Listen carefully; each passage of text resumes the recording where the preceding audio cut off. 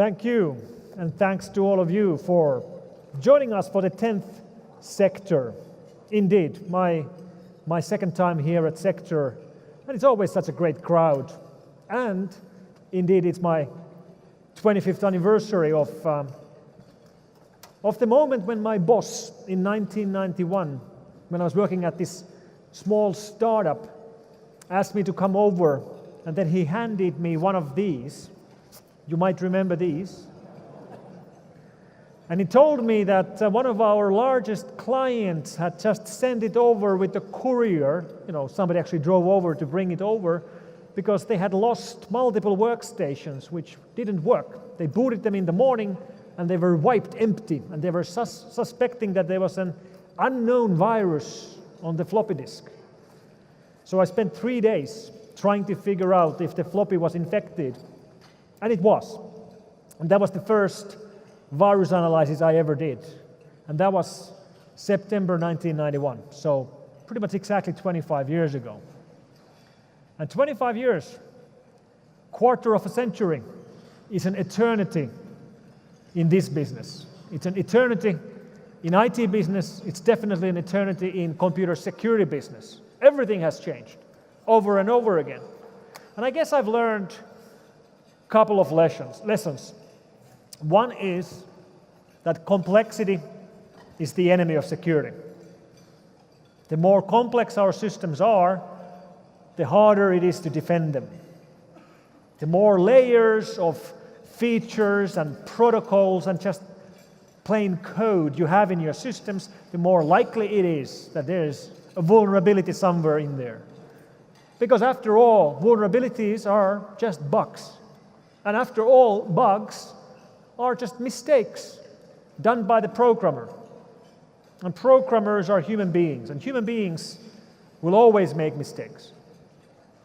And the lesson from this should be obvious. The lesson should be that if indeed complexity is the enemy of security, we should be building simpler systems. We should be working so that with every new release of every new application, of every new mobile app, of every new operating system, there would be less features. We would be taking away functionality. But that's not what we're doing. What we're doing is exactly the opposite. We're adding stuff, adding new layers, adding more code, new protocols, making it more and more complex, making it impossible to defend everything at the same time. Another thing that I've learned during these 25 years, starting from those early viruses spreading on floppy disks, is that we have to understand who our enemy is.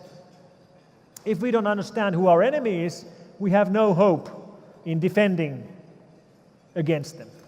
Because we have totally different kind of attackers targeting different companies for different purposes, with different techniques, which means you fight them with different tools. And quite often when we're speaking about evil hackers or online criminals, it's fairly abstract. Like, who are we actually speaking about? So we're speaking about these guys. Here's 3 examples.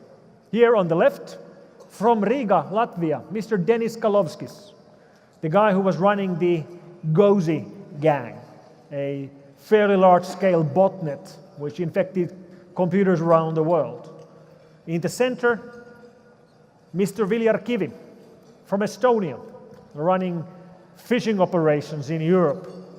And both Denis and Viljar have been apprehended. They're both actually in jail right now, unlike the guy on the right.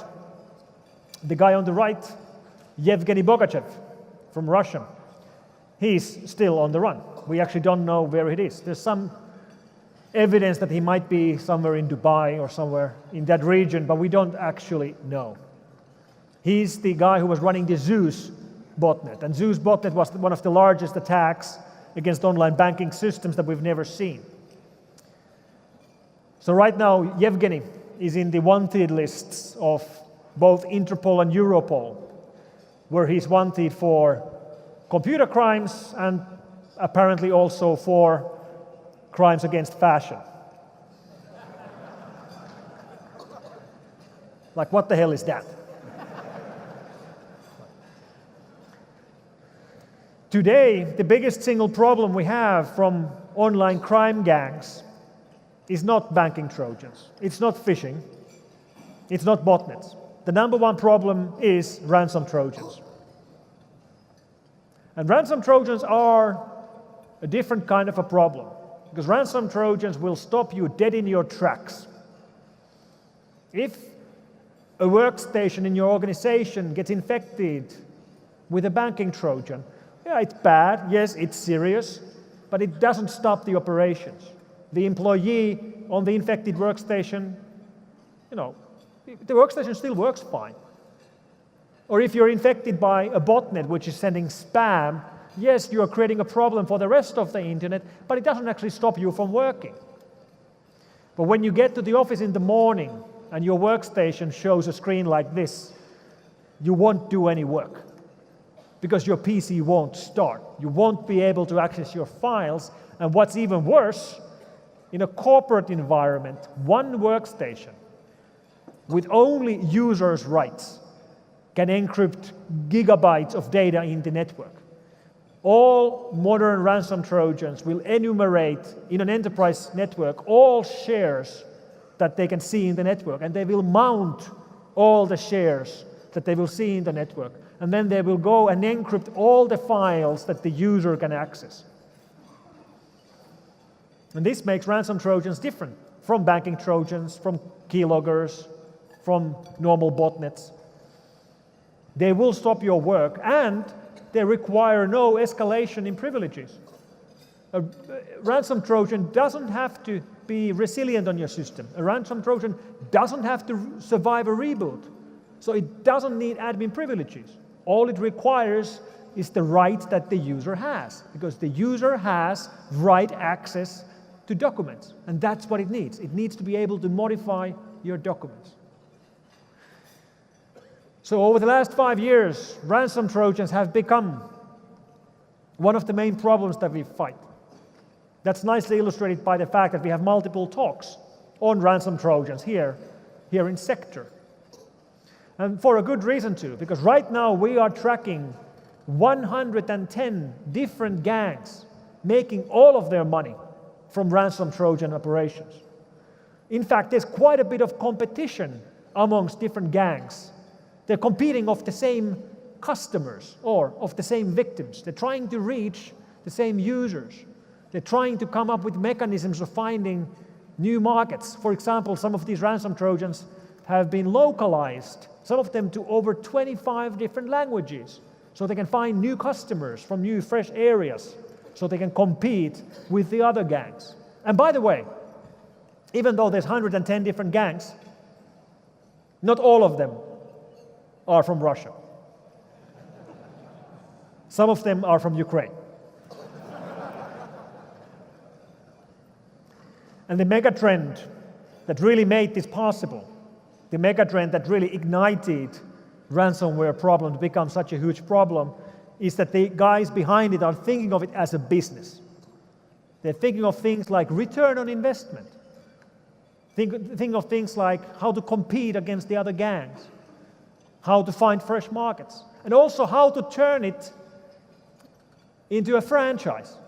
This is the Shark ransomware project. That's the website of the Shark ransomware project, of course being run in the hidden web, in the dark web, in the Tor hidden service.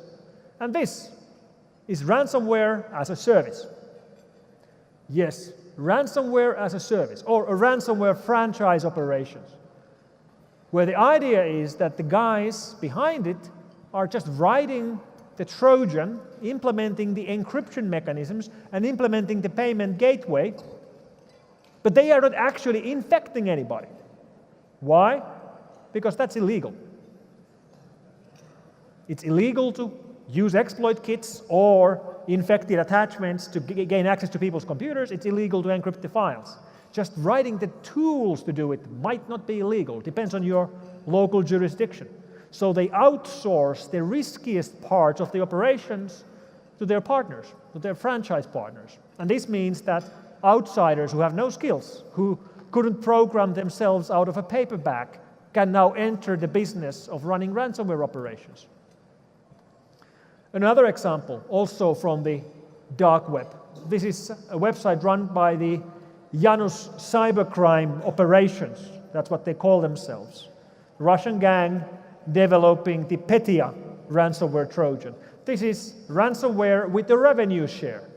So they provide you with the tools, in this case with a low-level ransomware which actually will encrypt not just the file system, but actually overwrite the master boot record of the computer.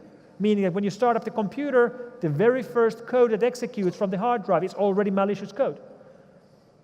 The revenue share mechanism splits the bitcoins between this Janus cybercrime gang and between their partners who do the dirty work for them. Yes, bitcoins. Bitcoins, which are another mega trend behind the whole phenomenon. Now, bitcoins aren't bad. Far from it. Bitcoin is actually a very interesting technology. But clearly, it's being used by online criminals. In fact, Bitcoin is the online equivalent of cash.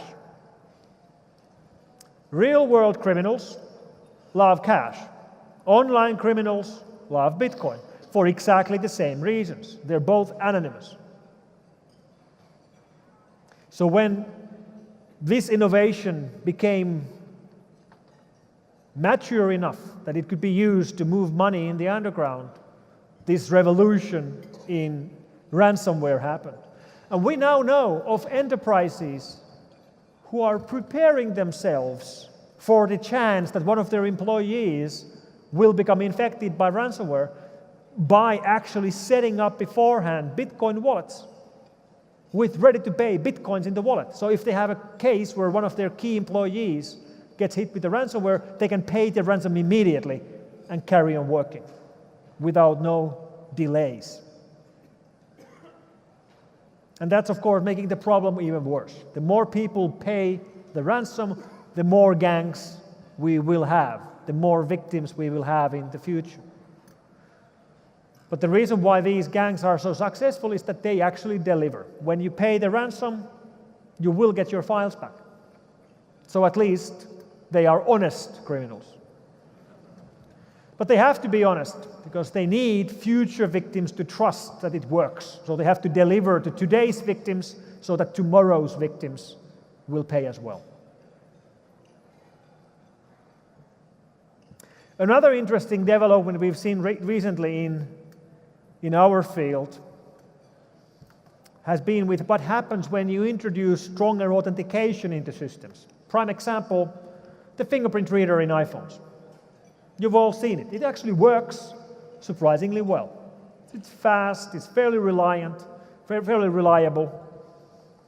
and the way Apple implemented it is good. They actually will calculate a one-way hash of your fingerprint, and then when you show your finger to your phone, they compare the hashes, which means Apple doesn't have your fingerprint. Apple cannot lose your fingerprint because they don't have it. That's the way you want to implement it. And the outcome of this is better security. You can actually see this with your friends who have iPhones. When you had pins, they would have a timeout of 5 minutes or 15 minutes after which you had to enter the pin. But now with fingerprint readers, many of your friends have it always on. Like you just lock the phone and it won't open without the finger. But it opens so easily that they actually use it like that, which is great. Because now when your phone gets stolen, the thief cannot open it. They don't have your finger. There's no way to open it without the finger. There's almost no way of opening it. For the average thief, there is no way of opening it, which means it's almost worthless for the average thief. What many thieves were doing with stolen iPhones is that they were selling them for spare parts, which isn't very good business at all. But you can imagine yourself. Your phone is stolen.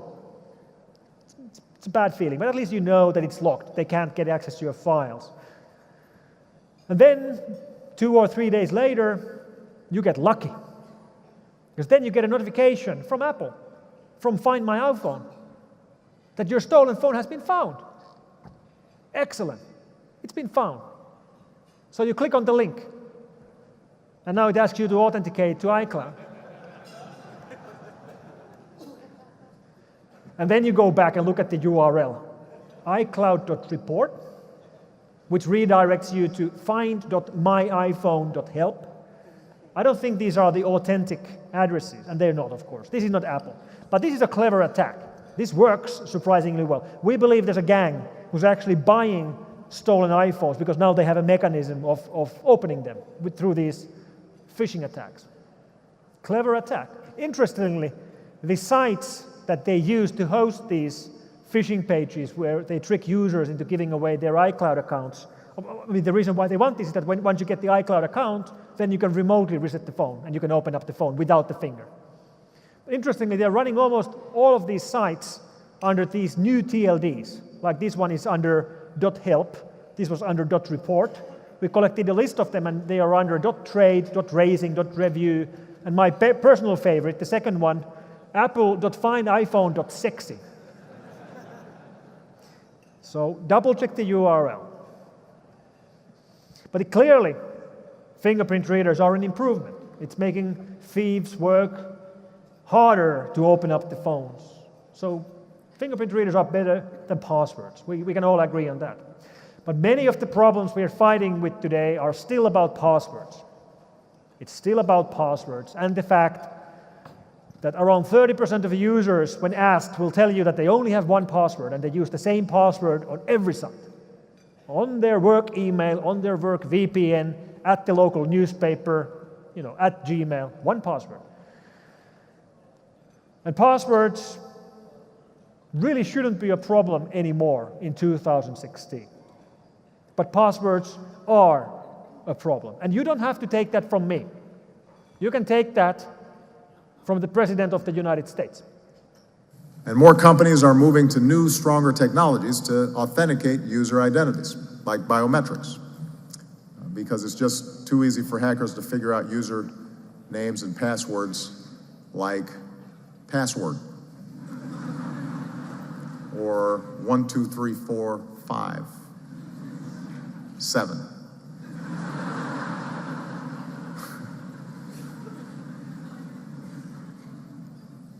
Those are some of my previous passwords. I've changed them since then.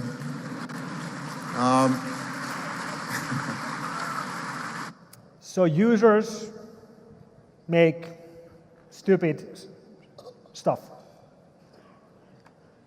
They will continue to make stupid stuff.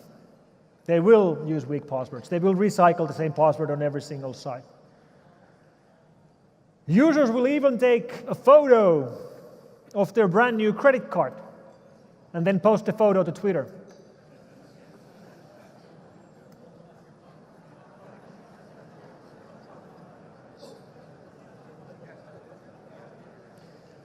And then, when somebody asks her that, hey, that's a nice card, what's the number on the other side?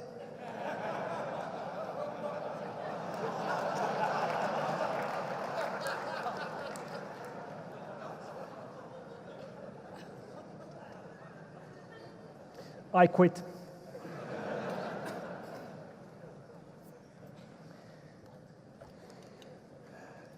So here's my clicker. And this is my personal clicker. One of my pet peeves is that when I go and do talks, there's always the helpful technician. Always very nice guys, like these guys over here. In fact, let's have a round of applause for our technicians.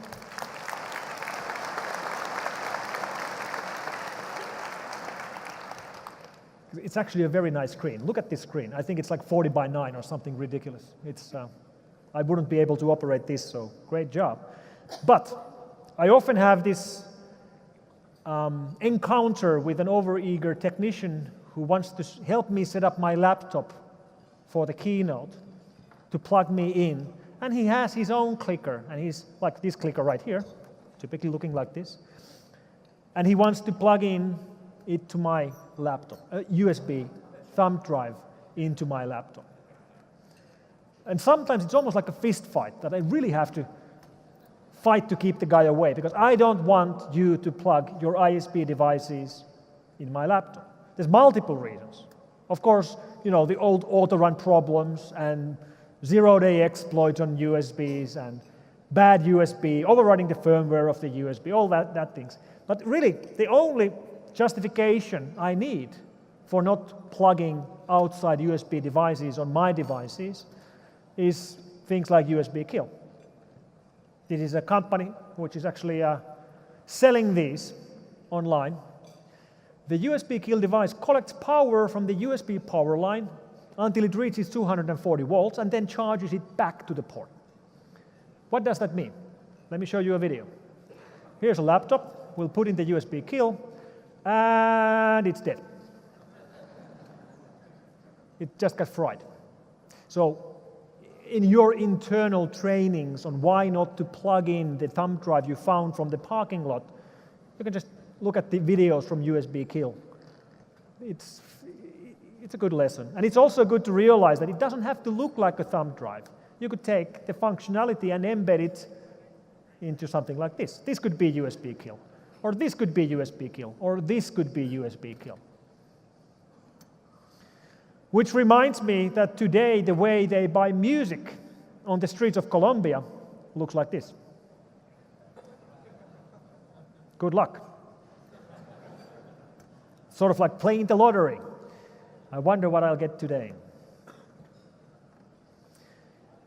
Another big revolution that is underway all around us is the revolution on IoT and ICS. IoT, the Internet of Things, and ICS, industrial control systems, like this. That's nuclear power plant, booting up. That's what it looks like when a power plant boots up. And you know what? That's being controlled by computers and software. Because everything around us is being controlled by computers and software. Big part of the lunch you're eating right now was made in a food manufacturing plant, which is being controlled by computers and software.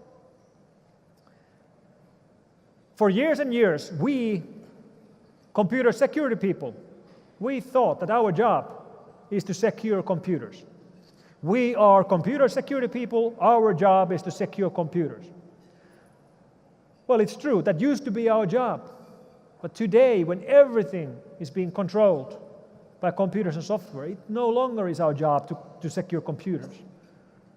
Our job is to secure the society, because the society runs on computers and software. Computers and software first entered factories, the industrial control systems, and now they're entering our homes through the IoT revolution. And if you want to see where we are in the world of ICS, how many factories there are online, well, you can go to services like Riddler or Shodan, and you'll find more factories online than you wish you'd find. You'll find devices online that really clearly should not be online, which are online by accident, by misconfiguration, or by stupidity.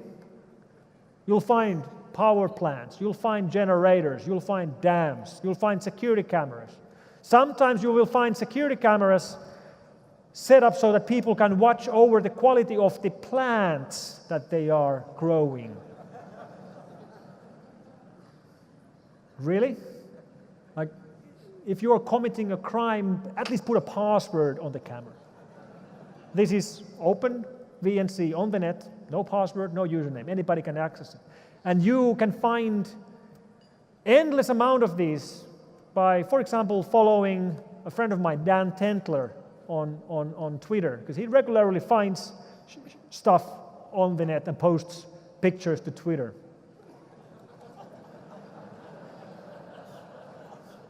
You can't make it up, can you? And the IoT revolution will happen whether we are part of it or not. It will happen whether we are part of it or not. Let me explain that to you. Part of the IoT revolution is that our home appliances will use the internet, and they will use the internet for tangible benefits, like we get something out of it. Let's go to the typical appliance store today and look at the washing machines. A big part of the washing machines will be online. And you can download different washing programs from the net. And when your clothes are clean, it will send you a push message to your phone. All right, clothes are clean, nice. It's not very useful, but at least it is somewhat useful. There's some benefit from the user. However, big part of the IoT revolution will be about devices which will go online and you don't even know that they are online. Very soon you will go and buy a new toaster, and the toaster you buy will be an IoT toaster, but you don't even know it's an IoT toaster because there's no features that you could see. There's no display. It won't send you a push message that the toast is done. Why would you even need that? But it will still have a chip inside, and it will call home to the manufacturer because it's an IoT device not to benefit you, but to benefit the manufacturer. Because the manufacturer wants to collect data, because data is the new oil. They want to collect information about where their toasters are being used, how often are they being used, what kind of bread do our customers toast, how often do our toasters catch fire, I don't know. Or do we have more customers on the west side of Toronto or on the east side of Toronto? And if you have less customers on the east side, maybe we should advertise more on the east side. Things like that. So devices will go online not to benefit the customer, but to benefit the vendor. Why is this happening? Because it's becoming so cheap to put stuff online. The chips to put these online are becoming almost free. So the benefits don't have to be very big for this to happen. And I know what you're thinking. That okay, those devices might be hackable. And they are, of course, hackable. They might be hackable, but I don't care because it's a goddamn washing machine. It's a goddamn toaster. I don't care if my toaster is hacked. Well, that's not the point. IoT devices are not the target of the attackers. They are a vector for the attackers. Because those devices are most likely the easiest way in to the network behind the device. And this is not just a problem for homes, it's also a problem for companies and enterprises. You can imagine one of your employees bringing a coffee machine to the office to put it in the kitchen, an IoT coffee machine. So he puts it into the corporate Wi-Fi, and it's going to leak the Wi-Fi password to your corporate Wi-Fi. And your IT department doesn't even know it's there. That device just became the weakest part of your network. So IoT devices are not the target for the attackers. Why would you even hack a toaster? I mean, hackers aren't stupid. They have to benefit something out of it. So now that we have light bulbs, which are working as vectors for attackers to gain access to the corporate network, it starts to see, the bright future of IoT doesn't look so bright anymore. Now, don't get me wrong. I hope that IoT, the Internet of Things, turns out to be a similar success story to the Internet itself. It's clear that the Internet brought us problems. Internet enables criminals who couldn't reach us before the Internet to reach us now. But it's also clear that the Internet brought us more good things than bad things. I hope that when we are celebrating the 20th anniversary of SecTor here in Toronto in 10 years, then we can look back at the history of Internet of Things and we can say the same thing, that IoT clearly brought new risks, but it brought more good things than bad things. That's not clear yet. We can hope that this is going to happen. We should hope it's going to happen. But the fact is that we are already seeing problems. 3 weeks ago, we saw the largest denial of service attack on the internet ever. And that attack was not done from a botnet consisting of computers. That was a botnet of smart televisions, of set-top boxes, of different kinds of routers, IoT devices. IoT botnet, largest attack on the internet. One example of the devices that were part of the botnet are these Airlink devices, basically 3G LTE access points. The so-called Mirai botnet, it's actually fairly simple. It just tries different default credentials. So the device actually isn't vulnerable if you change the credentials. But surprisingly, many customers never change the credentials. So we're back to the problem of passwords. And I picked this one as an example because these devices are typically used in configurations which are otherwise fairly off-grid. So for example, long-distance oil lines. That would be a typical install place for these Airlink devices. So that's where the biggest denial of service attack in the history of the internet was launched from. From there, from above the Arctic Circle. Well, part of it was launched from there. The bright future of IoT is right here. And these denial of service attacks continue to threaten the future of the internet. Because regardless of how much bandwidth you put on your server, it can always be denial of service. If you just have more bandwidth as an attacker than the defender, it will always work. And many of these attack services openly advertise their services. They might even advertise them on YouTube. Let me play you one advertisement for one of these denial of service access or attack vendors.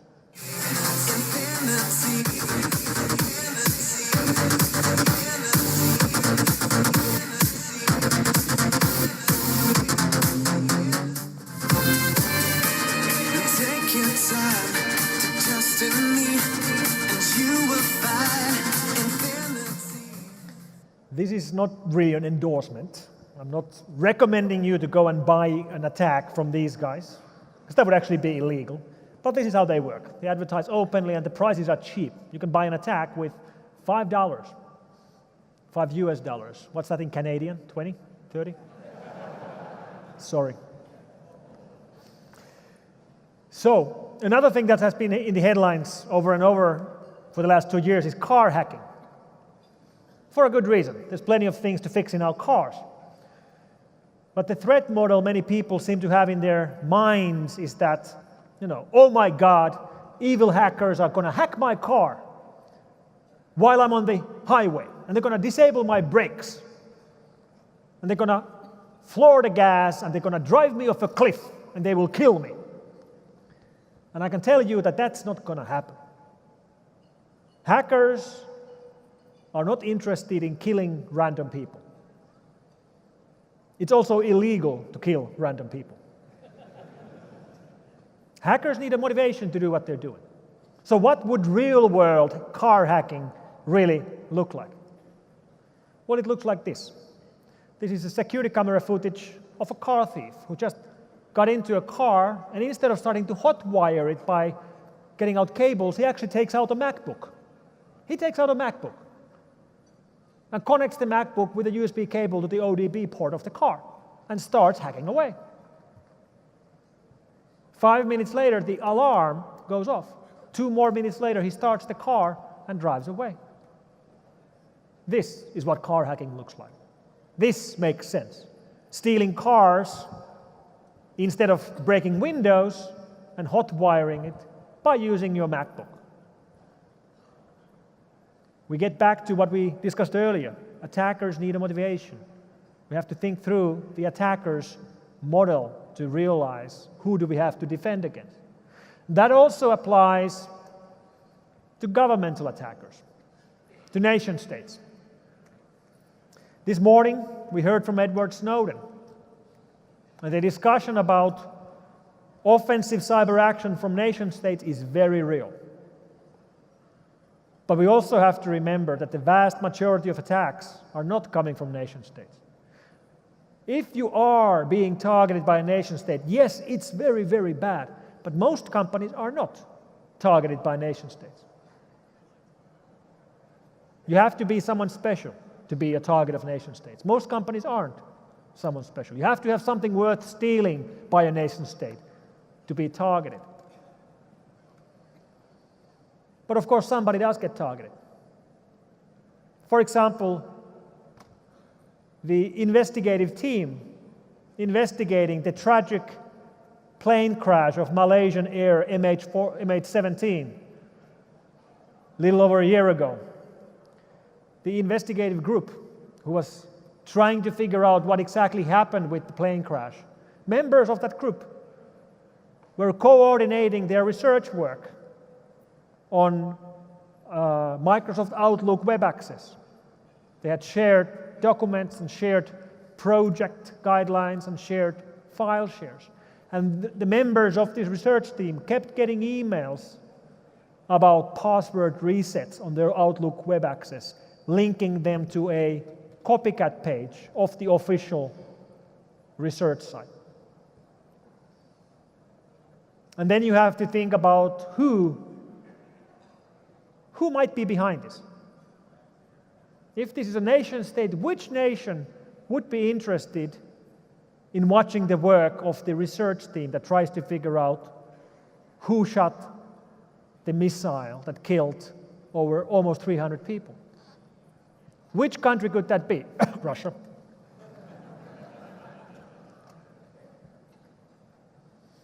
We're 3 weeks away from the presidential elections in the United States. And it's clear that Russian government is trying to affect the elections one way or another. But I don't believe that the end game of Russian government is trying to get Trump elected as the next president. I don't believe that. What I think their end game is simply to make United States weaker, to make them weaker as a nation. And one way to do that is to make sure that in 3 weeks, when one of them is the president, that the loser and the loser's supporters will somehow believe that the winner didn't do it fairly, that somehow the vote was rigged, somehow the vote was hacked. And we have already seen multiple intrusion attempts and multiple successful intrusions into election systems. And these intrusions don't have to be effective. They don't actually have to hack the vote. It's enough to erode the trust in the system so that the loser and loser supporters will not think of the winner as a legitimate winner, dividing the nation into half, making the nation harder to lead, making it a weaker nation as a whole. I believe this is what they're trying to do.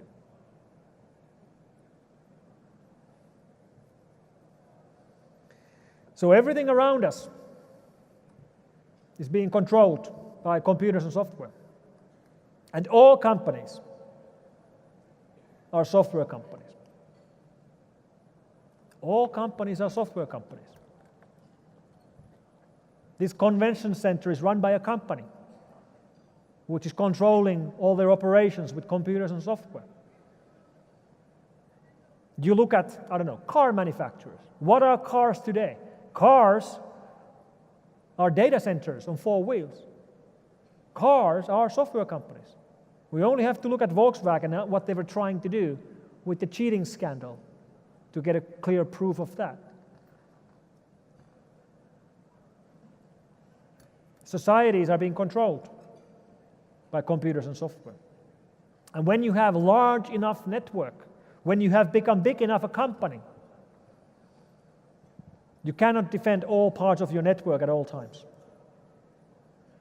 As the saying goes, how many of the Fortune 500 are hacked right now?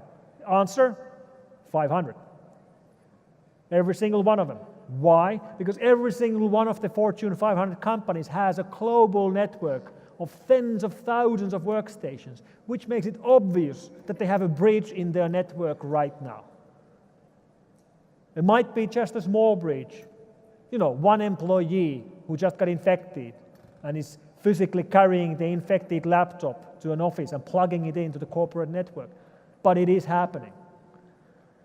So instead of trying to keep all the attackers out all the time, we really should be focusing on resilience. Being able to continue our operations even when there is a breach. focusing our resources on detecting the breach and recovering from the breach instead of trying to keep everybody out all the time, because that doesn't work. We won't be able to keep everybody out all the time. If you have big enough network, you won't be able to do it. You just won't.